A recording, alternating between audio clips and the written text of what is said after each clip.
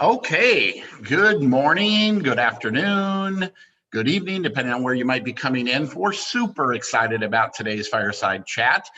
We have Jen Melendez, and she has got an absolutely amazing story. And so we're going to hear about that story, and we're going to hear about her journey. You know, in the brochure and the flyer, it talked about, you know, from zero to hero. Right? And in the network marketing space, that is absolutely true. But there's no way Jen has ever been a zero in anything, because she has excelled in every single thing that she has done. I mean, she was at the top of her game in the nursing profession before she entered this industry of network marketing.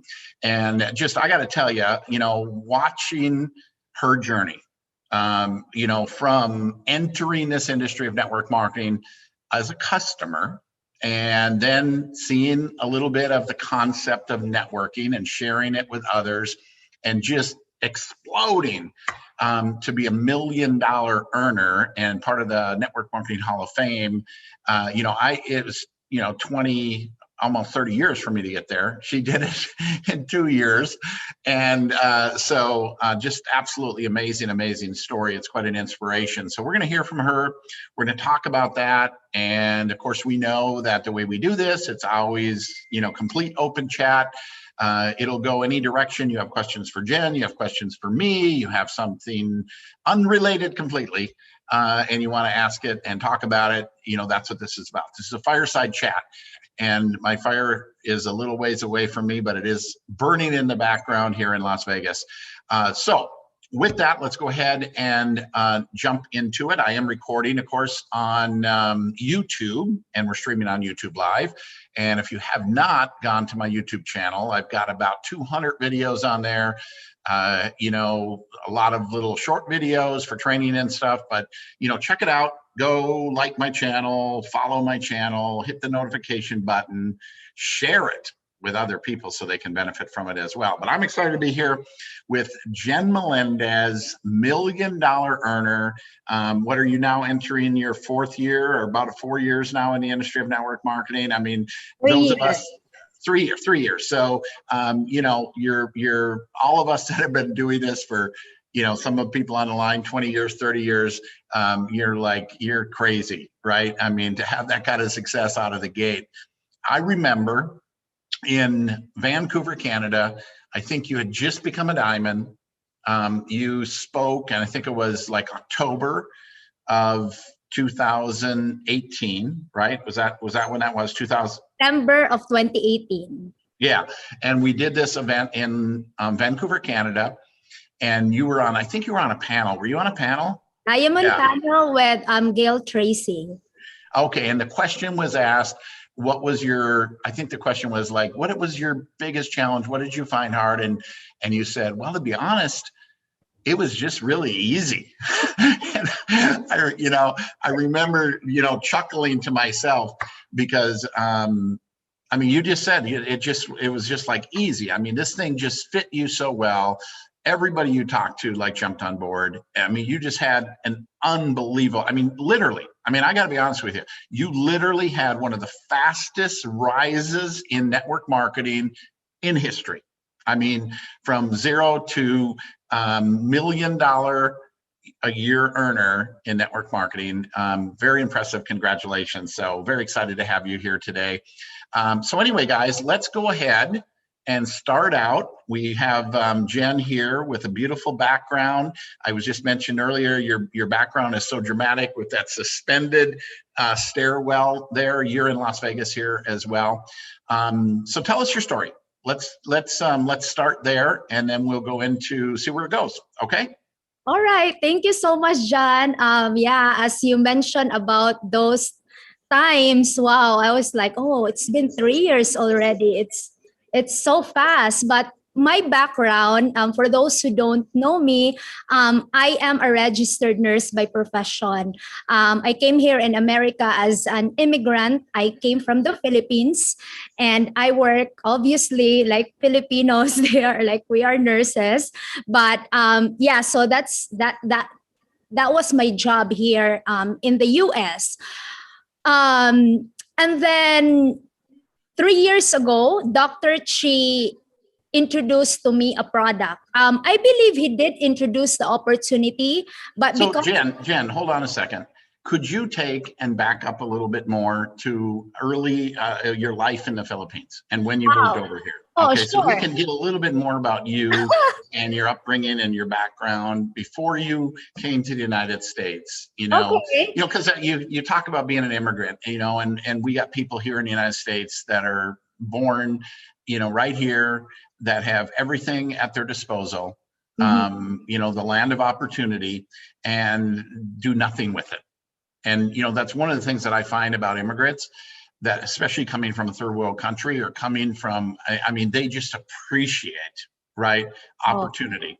And they just seem to be incredibly hard workers. Where so give us a little bit of your history, a little bit more in depth about who was Jen Melendez when you were a child, when you were a young little girl, and just experiencing that life. Okay. Oh, thank you for that. Well, I have a very humble, background in the Philippines. We were considered an average. We're not really like in a middle class because both of my parents are working. However, life was hard, in the Philippines, I see my neighbors, I see my playmates that they don't even like have food to eat.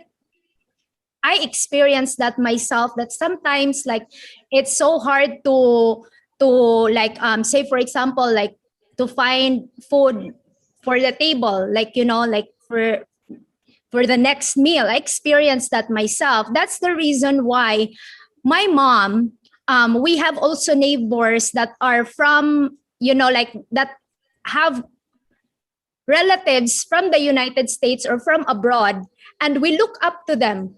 We can tell that, oh, their lives are way better than us. So we thought that, like if we have that opportunity to go abroad anywhere, especially America, because this is like the where you can really find it's greener pasture, as what we've always think. I think that's why my mom pushed me to be a nurse, because in the first place I don't really like want to be a nurse, but I do love a different field. But she pushed me because she thinks that I will have a great future later, and that's my ticket, to go abroad. So that's the reason, John. But I just realized that nursing is a calling. I thought that this is fitting for me, because even I remember before when I play with my playmates. Like if someone is wounded, I'm always the one who will do the first aid and stuff like that. So I think like, oh, maybe God like really planned me to be a nurse. So that's how I came here in America. Of course, my husband petitioned me, but then that also is a ticket to come So here. did you go to school for nursing in the Philippines or in the United States? In the Philippines. Yes. So were you a nurse in the Philippines too, or did you go directly then to the United States? I was for a year. As a matter of fact, one of my Blue Diamond leader, we worked together. It wasn't really like a work, because it's more of a volunteer. We just have a few allowance, the expenses that we spend is even more than our salary, to be completely honest. Well, I know too in the Philippines, education, right, is, as you look at your parents, that is, they want you to be educated because they believe that is your ticket, right? Your ticket to some type of a better life, right? Whether you're in the Philippines or have that pathway to the United States or another country. And so what do they think when you got involved? Here you are, you're in the United States, you're living a good life, you're a nurse practitioner, right? You're a nurse practitioner? No, I am a registered nurse. Registered nurse. So you're a registered nurse, and so you're at the top of your game, making a great living, something you probably never dreamed of, or maybe dreamed of, but you were living it. And then you get involved in network marketing, right? I mean, did they think you lost your mind, or what are you doing here? Don't throw your life away. Because that's the way it was for me, right? I mean, I was a maintenance person thinking I had the best job I'd ever get. And my parents, you know, I mean, everybody around me were thinking I was throwing my life away. I mean, what are you doing? You finally got a great job. So was there any of that feeling, or because your parents live with you, right? I mean, you've brought them back here in the United States. You guys are all here. So what was that like? Well, I am so glad and blessed that I have a very supportive parents. However, they didn't know actually that I was involved with networking, because I didn't tell them like it's networking, you know, like I myself did not understand what I like what I entered. What I entered, I just learned the word like when you like mention it, and yeah, okay, so that's network marketing, blah blah blah. But all they know is that I'm a businesswoman, you know, and they saw me very very successful, and they just didn't see me, they feel it because I give them, you know, like things, and I give them vacation, and you know, we go to like hotels and stuff like that. But yeah, they were very supportive. What my parents advise though is that keep your license, you know, your RN license, and as much as possible do not, you know, like, and I did that. Even though I stopped working as a nurse, but then I still have that in me. Yeah, so tell us about that, because I mean, you reached, you know, literally one level away from the top of the plan, Oh right? yeah. Crown Diamond, on a part-time basis. You were still a full-time registered nurse, you know, doing this, right? I mean, it's just, I mean, did you sleep at all, or was it, I mean, because you're working a lot back in the Philippines, which, you know, it's at nighttime, it's daytime over there. I mean, tell us a little bit about that. How did you manage that? Because I mean, time is the only thing we don't have more of. Everybody has the same amount of time. It's how you utilize it. You had to be incredibly efficient and conscious of how you spent your time. Yeah, so just to correct that, I was a full-time registered nurse until I reached Blue Diamond. So I was, yes, it's true. There were sleepless nights, John. I remember like I can only do the business when I'm free at work, because I'm dealing with lives. You know, I cannot neglect it. You know, so I remember that I really managed my time very well. After working, I don't go to watch movie or watch TV. I do the business right away, because I had that passion. Like I get so excited, and I always say this, that if you are passionate in something, you will, regardless how tired you are, how busy you are, you know, you will really find ways to do it. And that's basically what happened to me. It's so like very addicting that you look forward to it, you know, like you don't care if you don't have enough sleep, you don't care. Yeah, but thank God of our products, because you know, it saves us, gives us energy. And yeah. Yeah, you know, it's kind of interesting, because I remember, you know, when I entered network marketing, and, you know, all the people around me, you know, were teasing me and, you know, thinking I was crazy, and, you know, what are you throwing your life away, blah, blah, blah. But from a time standpoint, right? Because I'm sneaking into, you know, like, not, I'll call it a closet, but it was actually like electrical room, doing calls while I'm still at work, you know, in the evenings, and traveling to Minneapolis, you know, 3.5 hours away to go to meetings, you know, on a Tuesdays and Thursday nights, driving back, work the next morning. And you're just so charged, right? You're so full of energy, but you do give up things, right? I mean, you make, you know, that old saying, you know, you either pay the price today or pay the price for the rest of your life. I mean, I look at all of my co-workers and my friends at the time. I mean, they're on softball leagues and bowling leagues and, you know, happy hour, you know, 3 nights a week or whatever. And I gave all of that up, right? I mean, I gave all that up when I got involved in this. And, you know, because it's how you spend your time. Isn't that what, you know, Robert Kiyosaki says, difference between a rich man and a poor man is how they spend their time. You know, and I would joke with my, you know, they would give me a hard time about not being in the softball or whatever. And I just said, it just doesn't pay enough, right? It doesn't pay well.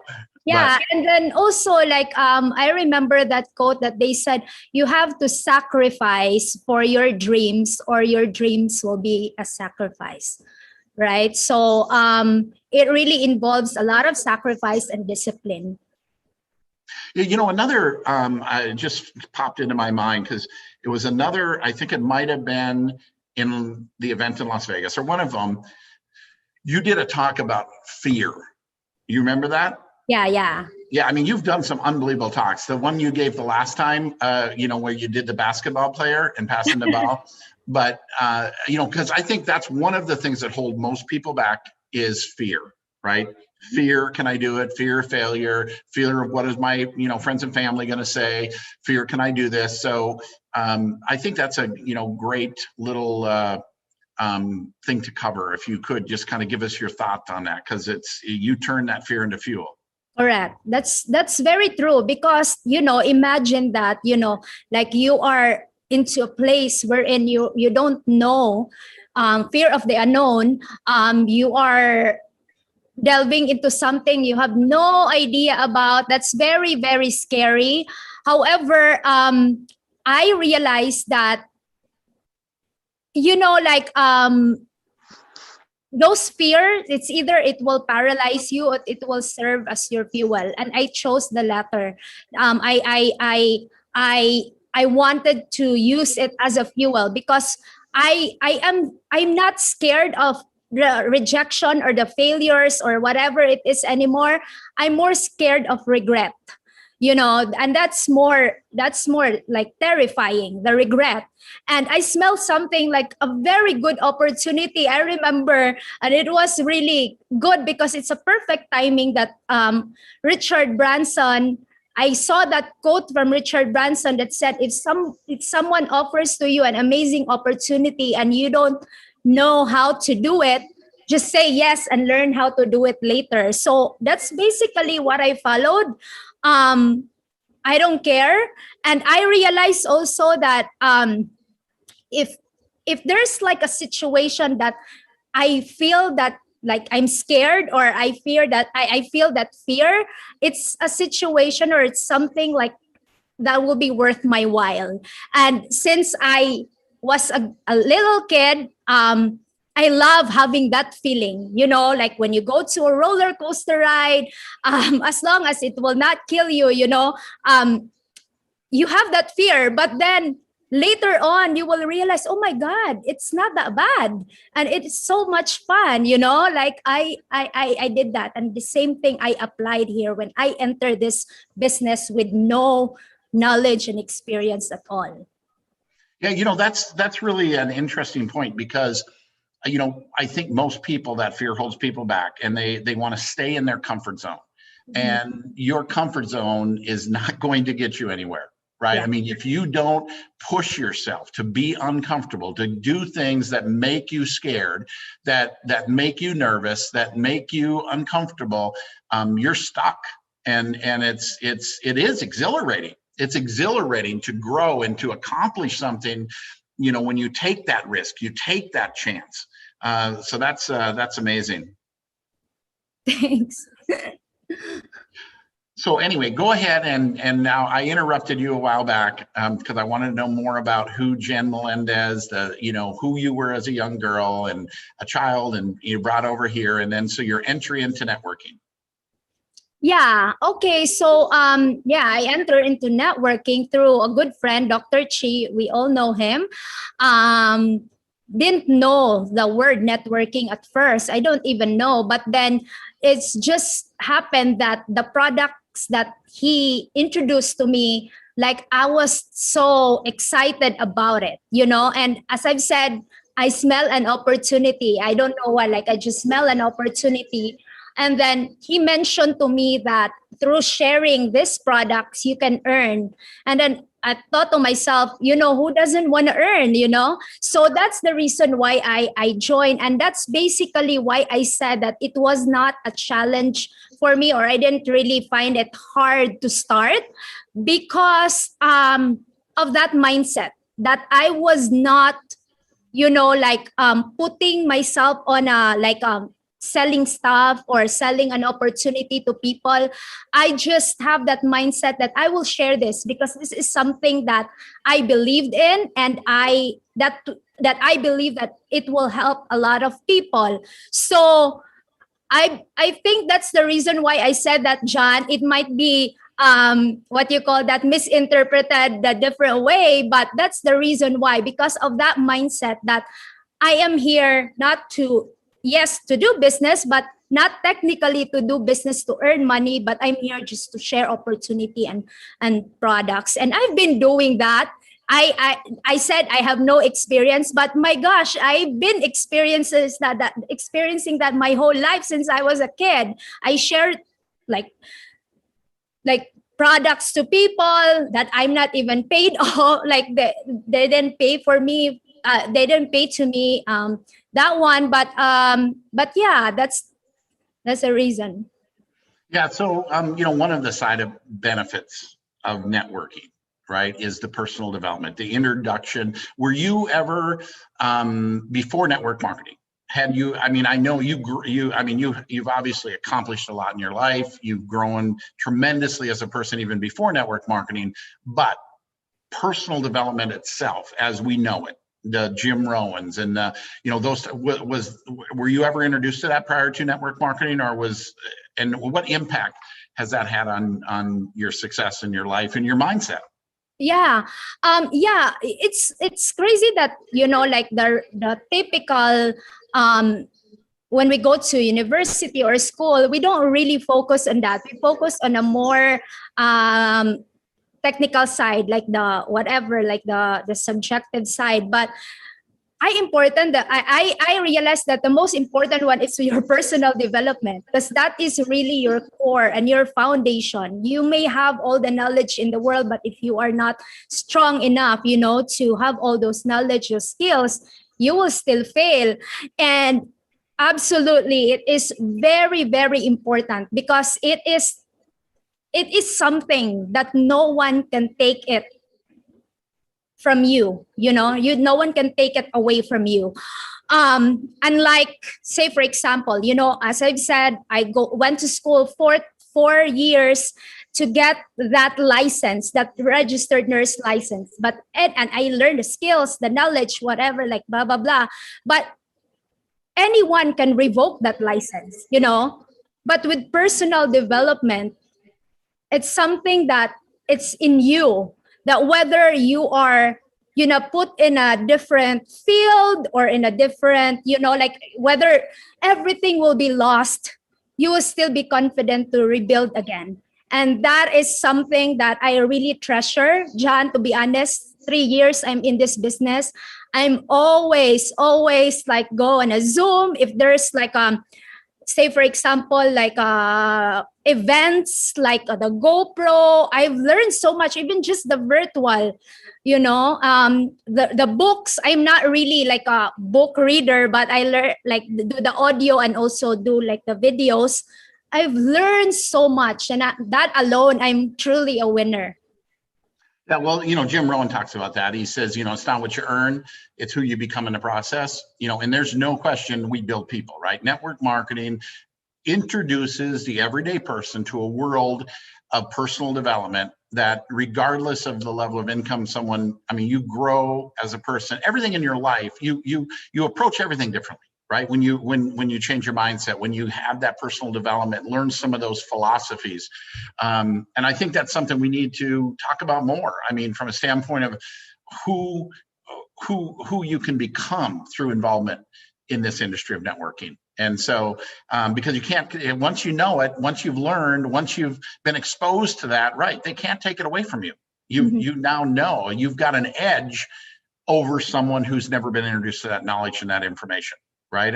So everything in your life, becomes more successful. So anyway, let's take and see if someone in our audience would love to ask you a question or have clarification on something. And Jen, while we're waiting for that, I want you to think about this, okay?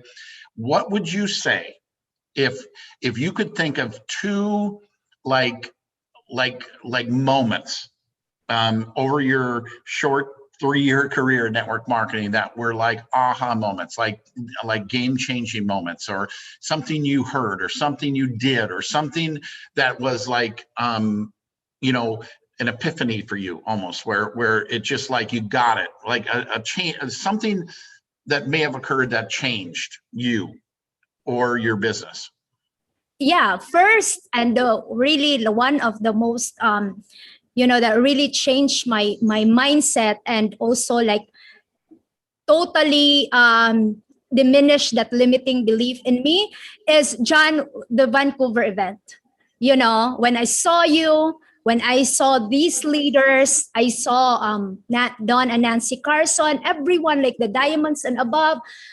That was really truly an aha moment to me. I remember I saw your magazine. Dave was distributing that Prosper magazine to all of us, all the attendees, right? And for some reason, I saw myself in that magazine, like with Dave in that, yeah. And you were a royal diamond at that time. And it was really true, that aha moment is when you share actually your story, your challenges, and all these people share also. And I thought that, oh my God, these people are not like, those are ordinary people. They don't really have that, extraordinary life, or they have this power, blah blah blah. They're not that even like influencer, but then they did it. And if they did it, I can as well. So I said to myself, aha. And I saw representation as well, that it wasn't just, the Caucasian or the white people who are really like, and that's important, that are having success in our industry or our company. We also have people like Ate Rapshel, who looks like me, like, like as a Filipina, as a woman, and I can relate to her. If she did it, we speak like in a Filipino language. English is our third language. I can do it too. If Julian Alcantara, Jola, like those people from Spain did it, they don't even speak English. I know I can do it too. Those things. Oh my God. If I can choose like one, that is my number one. It's truly an aha moment. And the second one, I'm not so sure, but because I think I was just like, that was really one of my aha moments. Well, I just want to comment on that because, I look back to there was a moment when I was at an event, right? And I spoke, and for the first time I shared, my challenge with dyslexia, and because I was hiding it up until then. And it was a major pinnacle moment in my career because of the way people responded to it. Something I was embarrassed of, I was ashamed of. I kept a secret, and then sharing it, and then feeling how I connected with people, because everybody has something that they're, fearful of, or they're hiding behind, or whatever. And it was very empowering and changing moment for me in my career. And so, but the other thing, you talked about the Vancouver event, right? And it just, I love what, Bob, we interviewed him last week, and he made a statement. He says, come to the event, you'll learn a lot. Bring your team and you'll earn a lot, right? Yeah. I mean, folks, I cannot tell you how, listen to what Jen said about that moment, that event, with the picture she saw. She saw something different, how big what she had was, and your level of passion and your commitment and your belief was just escalated out of there. And literally you came out of that event and just, like every month you're getting a promotion. It was crazy. So folks, that events matter. Events matter. You have to, yeah, go ahead. Yeah, events matter. Actually, John, it was so funny because when Bob mentioned that, I actually I can really relate, because during the Vancouver event, it was just me, Dr. Chi, Giselle, and Julie that was on that event. But then here comes Vegas event. I brought a lot of people, even from the Philippines. Then all of a sudden, oh my God, my organization is unstoppable because they saw what I saw, and that is really, truly unbelievable. So there's really a big correlation between events and your success. You can just be the one excited, but if you don't duplicate that excitement, it will not really make you go to the top. Well, most people attend their first event by themselves, maybe with one or two other people, right? Yeah, Because yeah. they don't know, and then they go there, and what are you doing the whole time you're there? All you're doing is you're thinking about, oh my God, I should have so and so with me. All your names are running through your head, and so then you took that to heart. You built for that next event, and like you said, I mean, now you had how many other people that saw the same picture, had the same feeling that you did. And that's where your business explodes. And so, I mean, I can tell you my story is the same. My first event, I did actually bring a lot of people to my first event. Didn't know any difference. I was just told, you need to come, you need to bring these people. I brought 52 people to my first event, my first big conference. And literally I went from 9,000 a month, or excuse me, 3,000 a month to 9,000 a month in 32 years, haven't made less, because of that one single event where I had 52 other people saw the same picture. Many of them are still with me today, you know? So anyway, well, let's see if anybody has any questions for Jen. Any questions or? I do. Hey, Robin, go ahead. Hi, guys. I'm really excited to be on this Zoom with both of you today and everybody else here. My name's Robin. I'm a stay-at-home mom, and for the last 6 years, and I've been kind of locked inside doing my own thing. I haven't really been out in the world. And my first wow moment was just being on one of John's first Zooms, and I jumped on board in a heartbeat without even knowing what I was doing. And then I went to the Vegas meeting and met Jen. I didn't really talk to her during the meeting, but I did go to the after dinner get together at John Haremza's house. And you know, John's really laid back and Jen's really like fun and just outgoing and jumping all over the place, you know. So and I'm kind of a little bit of both, you know. I've been used to staying indoors and keeping to myself and just not really doing anything with myself because I've been raising our little love. My husband works out of state as a welder, so he's not home very often. And the reason why I'm here is so I can work to bring him home. And I am so thankful for going to that first event and meeting everybody and just getting my face out there and just knowing that I can make connections with people again, you know, because I've been so locked up in my own little world. And so I saw that business opportunity. I saw what the products were doing for people, but the opportunity's there. I see it, and I've just been growing myself these last few months, just taking it all in and just staying connected, trying to find all these Zoom meetings because there's so many out there, and everybody's always willing to help. And I get so starstruck when I see all the new leaders, you know, especially when they point me out from being on John Haremza so much, you know, it just makes it that much more exciting for me. And so there's a lot of involvement, and it takes your involvement to be involved in it all. And you will get where you get when you get there. You just have to stay connected and stay involved. And so I just want to say thank you to you, John, and thank you to Jen for, you know, I've been connected with you, Jen, ever since I've met you. We've talked through Facebook all the time. So whenever I'm feeling down or feeling up even, or just need some extra advice, she's the one that got me on my first guest Zoom meeting on Dr. Chi's Zoom. That was my first appearance. So that was or first time somebody reached out and said, hey, come on my Zoom. And the next thing I know, I'm getting asked by Rapshell to be on John Haremza's Zoom not long afterwards. So, you know I'm going somewhere. So again, thank you very much. I enjoy being a part. Thank you, Robin, for that. Those, you know, the thing is, Robin, is this is your first experience ever in networking, right?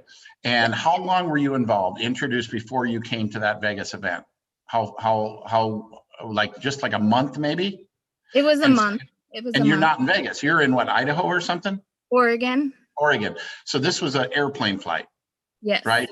Hotel. I mean, you talk about, you know, taking a chance, taking a risk. You felt something. You saw something's happening here, and you wanted to see a bigger picture. But I don't know. You think about it.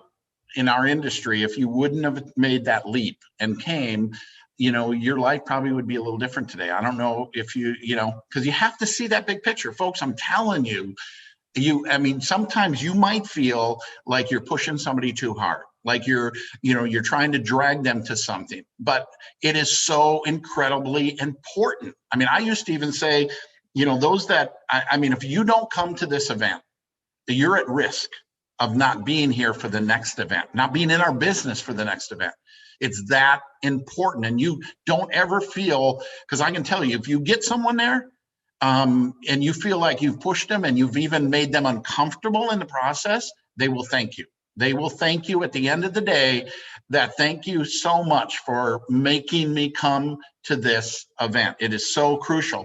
And quite frankly, all these, you know, with the virtual world we're in today, just even dragging someone to a Zoom, something like we do here on this Fireside Chat, or, you know, the various Zooms that are taking place, but nothing like a live event. So thank you for that. And again, this keeping plugged in, it's absolutely crucial, you know, for you to be plugged in and to keep your team plugged in. Anyone else have any questions? Or Jen, do you want to comment on that at all? Yes, of course. I can totally relate to Robin. Yeah, that was me before as well. And I love the fact, remember Robin, when you were in John Haremza's house, we did an event and you were I think on the corner, and then we were singing karaoke, we went crazy, blah, blah, blah. But then I approached you because I know that you were also singing. And then I approached Robin and I told her, you sing, we have this, you can choose a song, blah, blah, blah.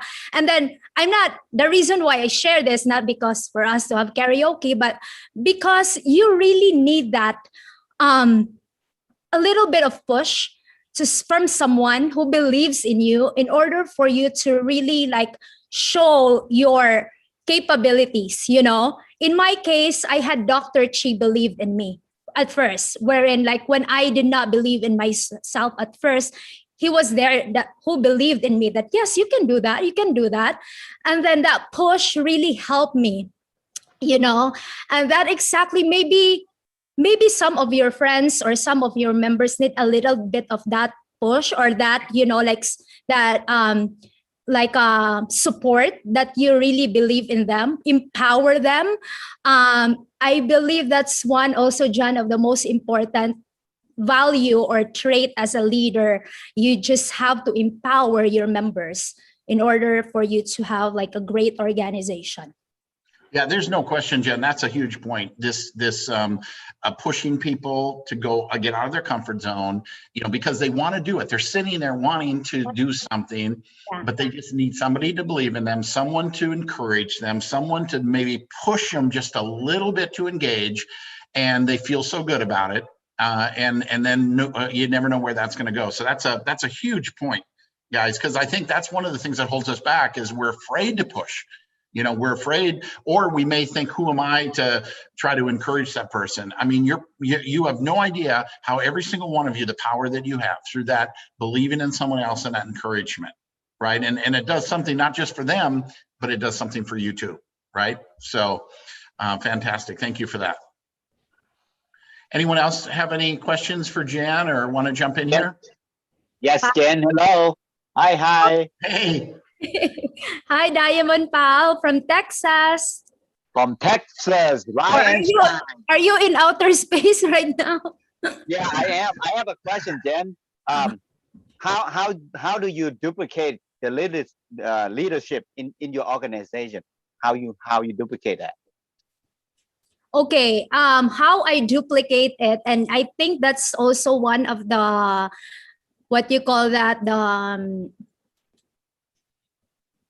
how do you say that? That's also one of the reason why I succeeded like that fast, because I duplicate something that is simple.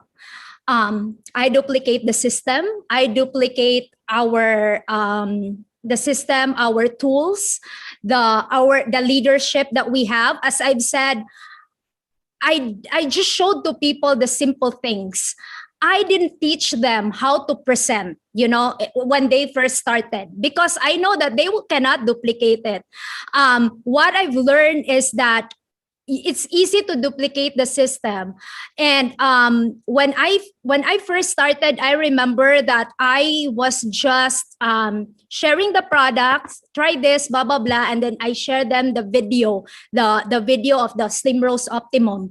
And then after that, because there is like a tagline there at the end that if you wanna learn more, get back to the person who give you who shared to you this video, blah blah blah. And then if I followed up to them, and then I said, if you want to learn more, let's go to the Zoom of Dr. Chi. And then after that, and I keep on repeating that and repeating that. And then once they get in, they did the same, which is very, very duplicatable. It's like super easy system, you know. That's how I duplicate myself, pal. Just by teaching people the simple things, the simple step, the simple system. It said you have to be committed, right? When you are a true leader. Oh yeah, of course. 100%, right? Oh yeah, 100% hungry, coachable. Yeah. Exactly. Thank you. Thank you. That's only my question. Yeah. And that's a really key point. What's that? I said, see you at the top. Yeah. But what you said there about the commitment, pal, is so important, because if it's demonstrating that commitment. Nobody wants to follow anybody that's tiptoeing, right? They want to know, hey, if I'm going to work with you in this, if I'm going to join you in this, are you in this, right? And this is a mistake that many people make, is they tiptoe. Right? I mean, they tiptoe into something, or they've got one foot on, first base when they're trying to get to second. You have to take and make the leap and burn your bridges behind you, demonstrate and show, I'm in this deal. I am in it, and I'm in it to win it, and it's going to happen with you or without you, right? I mean, you need to demonstrate that. Another one, lack of integrity. That's, I see a lot in the leadership. If you lack of integrity, people are not going to follow you. Period. Yeah, and that could be something as simple as exaggeration. Don't exaggerate stuff, because it's a slippery slope. The truth is good enough. Don't exaggerate numbers. Don't exaggerate income. Don't exaggerate results. Right? And don't even exaggerate. The potential.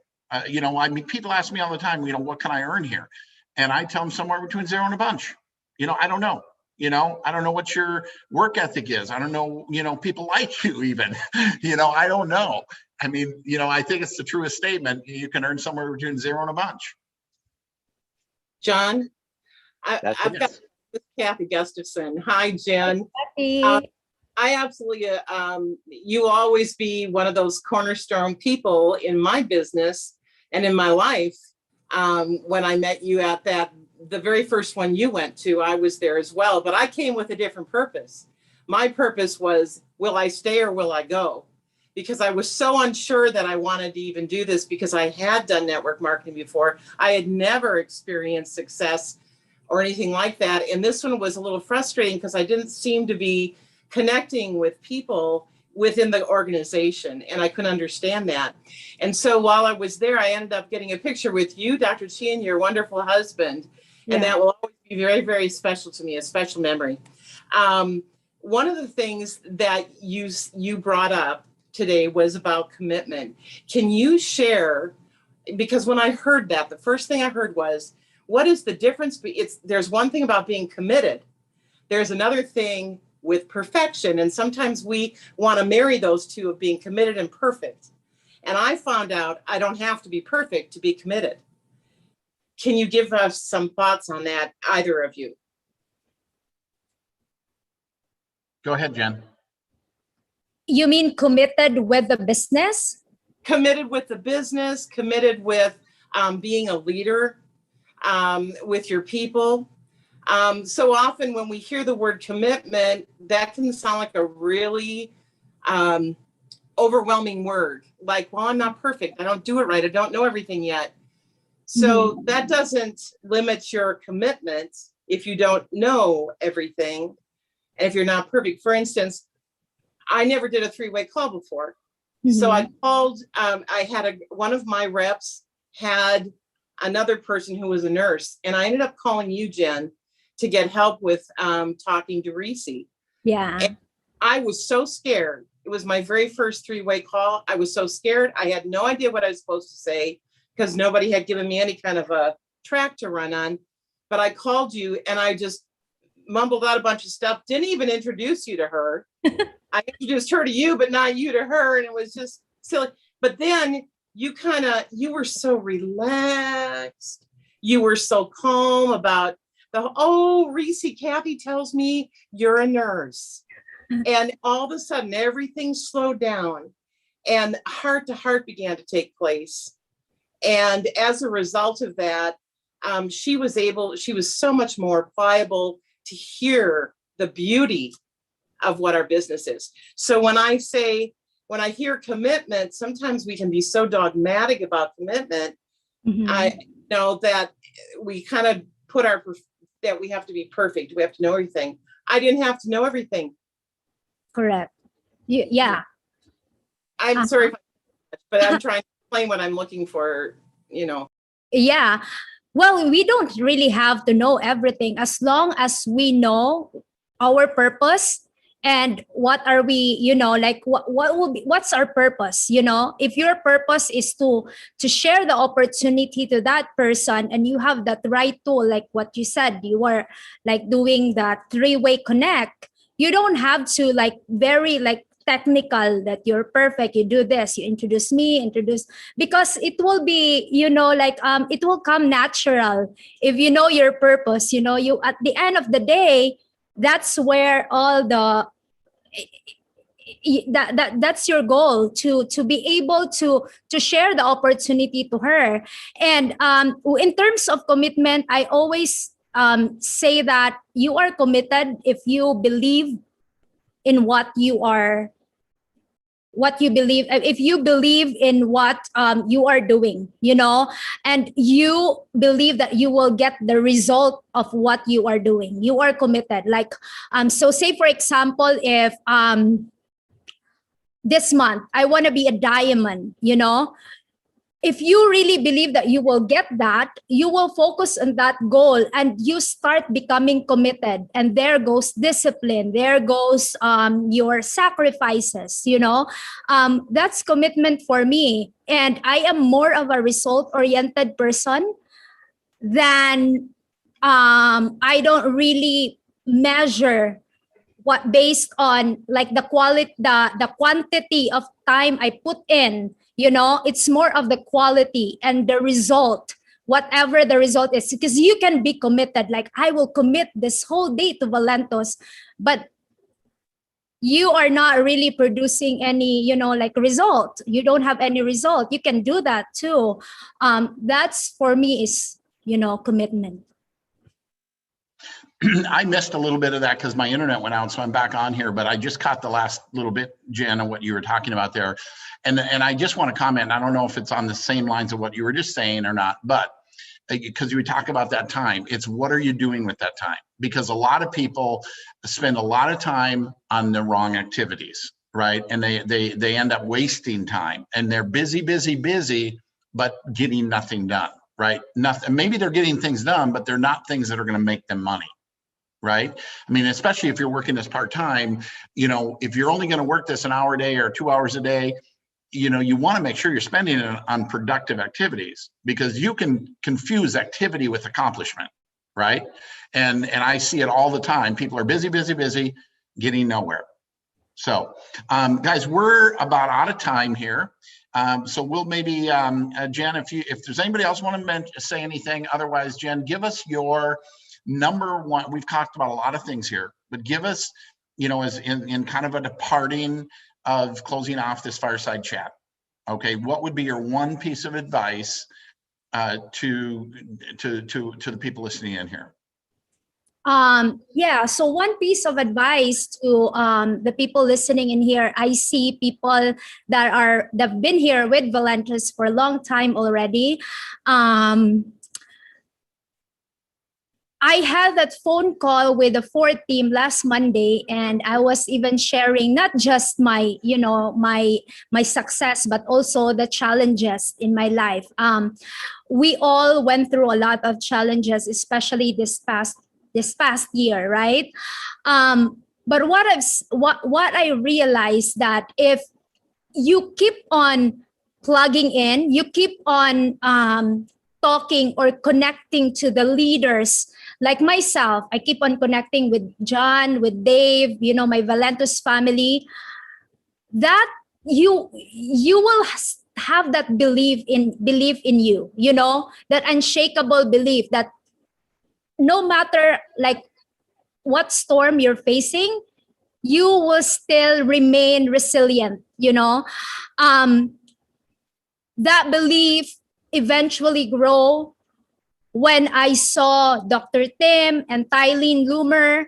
I know we are very devastated with the COVID, with whatever, like the formula of the coffee. At least most of my team were devastated about that. But then I've realized that, oh my God, there are God really like planned for this. He planned for this because I've seen great opportunity, and these products are exceptional. I hope I can share to you, like the whole flower fluid, but that one is truly amazing. I want to share my excitement to all of you guys, because this is something like will bring us like a very big revenue. And if you quit this time, that's really not a good option. You have to hang on, because sooner than later we will have that, and that will eventually like bring us to the next level.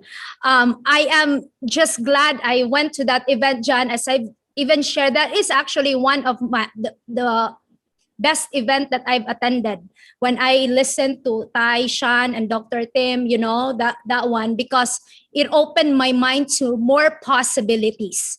And I hope you stay tuned for the announcement and for all these Zooms that happening in our corporate, because if you have that little belief with you now, oh my gosh, it will really like bring back the belief that you had when you first started, because this will truly be something else. And that's all that I can share. Well, thank you so much. And I just want to reiterate that, Jen, because it's so true. I mean, most of our biggest successes are right on the other side of our biggest fears and challenges, right? And we have that belief is such a crucial deal. And most people, as and W. Clement Stone in his book talked about, most people stop 3 feet short of gold. And I mean, you could be right on that cusp of a massive breakthrough. And so thank you all. Thank you, Jen, for who you are as a leader and as a person. And I'm sure everybody absolutely loved it. So thank you for sharing your heart and your thoughts. With that, everybody, have a fantastic Friday, and we'll see you again on Monday for our Opportunity Zoom, and then back on Friday for the Fireside Chat. Bye now.